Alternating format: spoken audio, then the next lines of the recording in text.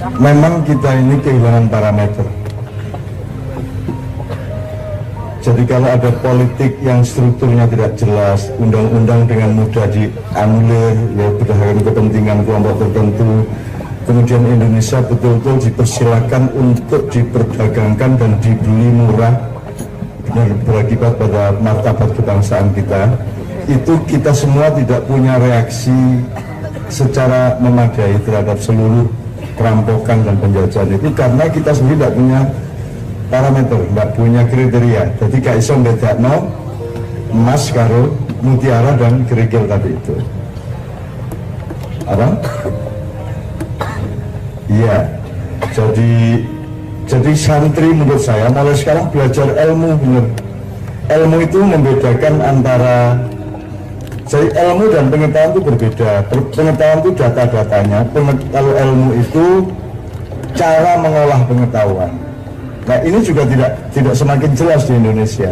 Pendidikan juga parah, jadi tidak menghasilkan orang-orang yang berilmu, hanya menghasilkan orang-orang yang disuruh menghafalkan untuk tahu beberapa hal. Ya, jadi makanya kalau santri saya gini, kalau santri itu gini, ada tingkat taklim. Taklim itu perubahan atau perjuangan dari tidak tahu menjadi tahu. Kalau tafhim sudah tahu tapi belum paham, maka dibikin paham, tafhim. Kalau ta'rif sudah paham tapi belum mendalam, maka diperdalam dengan ta'rif. Sekarang ada tingkat-tingkat yang bermacam-macam. Kalau keseluruhannya pendidikan itu seharusnya takdib. Takdib itu dari kata adabun, ta'adub. Kalau ke dalam ta'adub, kalau keluar takdib. Itu artinya sesuai dengan sila kedua. Jadi pendidikan itu untuk memberadabkan orang, memberadabkan anak didik. Nggak tahu itu nggak apa-apa sebenarnya, asal kamu outputnya beradab. Makanya Al-Quran yang disarankan oleh Allah di Al-Quran bukan tafsir, nggak ada perintah tafsir, nggak ada, yang ada tadabbur. Afala tadabburun Al-Qur'ana. Tadabbur itu syaratnya jelas. Kamu ahli Quran monggo, tidak ahli monggo, bisa baca fasih monggo, nggak bisa baca fasih monggo, ngertinya terjemahan tok ya nggak apa-apa. Utawa menghalo-halo tok karo Quran kok dada-dada esuk-esuk gak masalah, kok jemok-jemok tok saking cintanya untuk melihara cintamu tok gak apa-apa, dengan syarat setelah kamu mencintai Quran dan mentradisikan cinta Al-Quran itu awakmu dadi luwih apik ngono tok. Jadi kalau syarat tadabbur itu manusianya harus menjadi lebih baik. Pak enak toh, pasti toh. Kalau tafsir enggak ada.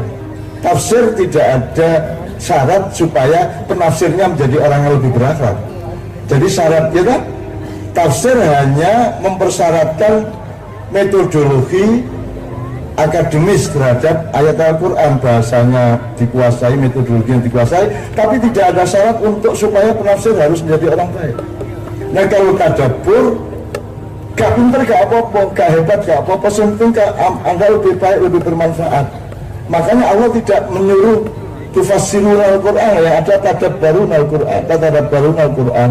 Jadi santri-santri menurut saya mestinya dibiasakan untuk mentadabburi Quran dan jangan dipersyarati secara tafsir terlalu tinggi-tinggi. Nanti toh di tengah tadabbur itu akan ada persyaratan tafsir. Ya jangan ngawur rek.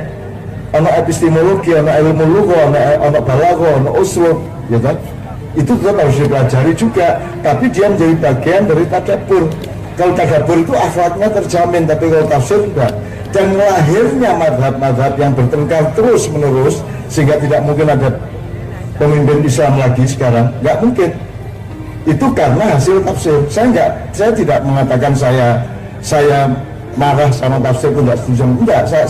Saya juga menafsirkan Quran, tetapi tafsir Quran itu hanya merupakan salah satu akibat dari tadabbur. Jadi tafsirnya tidak nomor satu tadabbur, karena tadabbur syaratnya adalah Anda menjadi lebih baik. Kenapa kan cinta Quran tambah los? Ya, kan gitu, oke.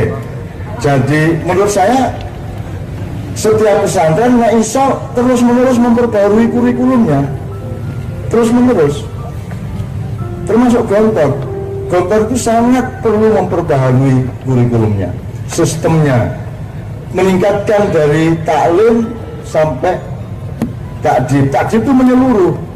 Jadi beradab itu kan ya moral, ya spiritual, ya mental, ya intelektual, ya emosional, semuanya kalau takdib itu satu. Nah, Anda tadi kan mengatakan Pak Bupati ini mutiara. Kalimat yang Anda hafal soal itu apa? Muhammadun basyarun laisa kal basyari bal huwa yaqut wan nasu kal hajar. Mulane aku gawe akeh. Itu nek ndelok akeh aku ingin Kanjeng Nabi. Akeh ini batu mulia, batu yang istimewa. Dan Allah satu, Allah tidak pernah bikin sampah. Ketok harus dadi tek jarno ae. Iku lak dadi mutiara akhirnya kita mboten. Aja adek kan jembuk-jembuk karo tek, ya aja terus kok ambung-ambung ya aja. Wong kon bendina ya jane ya mek mangan tekmu dhewe. Kan sing mlebu dawa sapi teng diresep tanah semari ngono. Asal ngono yang njupuk banyu nek kun jane apa mungkin mek mangan tekmu dhewe aja sombong-sombong lah. Gitu. Kita tuh siklus, itu dauriyah namanya, dauriyah. Nah, sekarang kita nggak tahu kok. Anda milih presiden itu kan nggak punya parameter. Itu pun Anda tidak sejak awal Anda memilih presiden.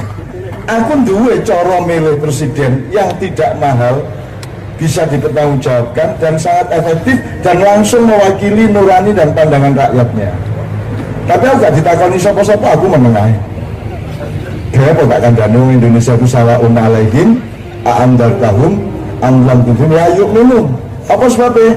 Khatamallahu ala qulubihim wa ala sam'ihim wa ala absarihim bisyawa wa lahum adzabun adzim. Sum hukmun umhum fahum la yarji'un. Wis ngono Indonesia saiki. Tapi aja kuwatir ana Gusti Allah kok repot. Karena ada Mayyahdillah fala mudhillalah wa mayyudlil fala hadiyalah. Jadi tetap ada kemungkinan kita semua diberi hidayah oleh Allah. Sekarang sedang disesatkan oleh Allah. Salah milih presiden salah, milih menteri salah. Ono menteri kok duduk warga negara Indonesia. Iku lak saking meneh. Lose ya. Oke, aku nggak ngiritik siapa-siapa loh. Aku iki mek jawab awakmu ngene iki kahanane ya. Jadi Muhammad kan ya Muhammad itu uang biasa tapi gak duduk uang biasa dia mutiara nek awak dhewe mek kerikil ngono itu awak dhewe paling pol akeh tapi gak iso dadi batu mulia kaya Rasulullah SAW. Itu sebenarnya parameter yang paling dasar. Kalau kita mulai dari Rasulullah kan kelengkapannya seluruhnya, sunnahnya, sirahnya, akhlaknya semua. Seluruh yang ada di dalam definisi Al-Quran ada pada Muhammad. Muhammad adalah Quran malaku. Quran Muhammad literal adalah Al-Quran. Kira-kira gitu ya. Dan seterusnya. Doa kita tak perdalam setiap poin sangat luas jawabannya.